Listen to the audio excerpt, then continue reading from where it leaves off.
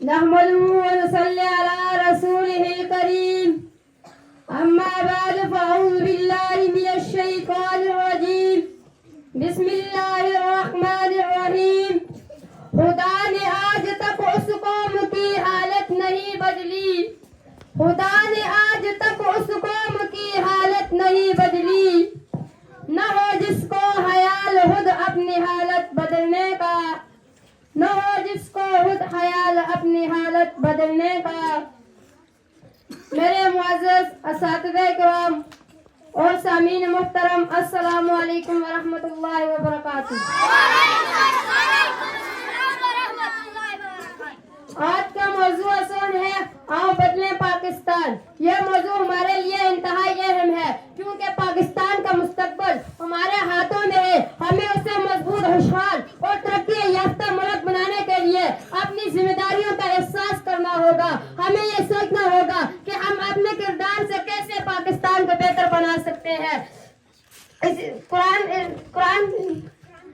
قرآن کریم ہمیں اس بات کی تلقین کرتا ہے کہ ہم دنیا میں اچھائی کو پھیلائیں اور اپنے آپ کو بہترین بنائیں۔ اللہ تعالیٰ نے قرآن مجید میں ارشاد فرمایا، ان اللہ لا یغیر ما بقوم حتی یغیروا ما بانفسہم۔ بے شک اللہ تعالیٰ اس وقت تک کسی قوم کی حالت نہیں بدلتا جب تک وہ خود اپنی حالت نہ بدلے۔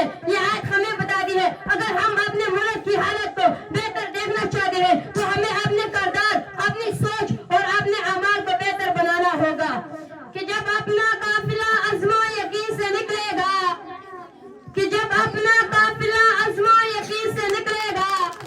جہاں سے چاہیں گے رستہ وہیں سے نکلے گا۔ وطن کی مٹی مجھے ایریاں رگڑنے دے، مجھے یقین ہے کہ چشمہ یہیں سے نکلے گا۔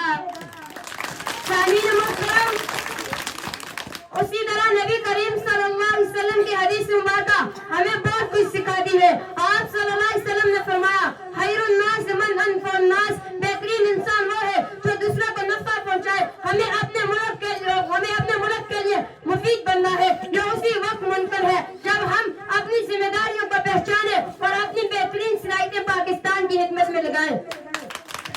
عقابی روح جب بیدار ہوتی ہے جوانوں میں،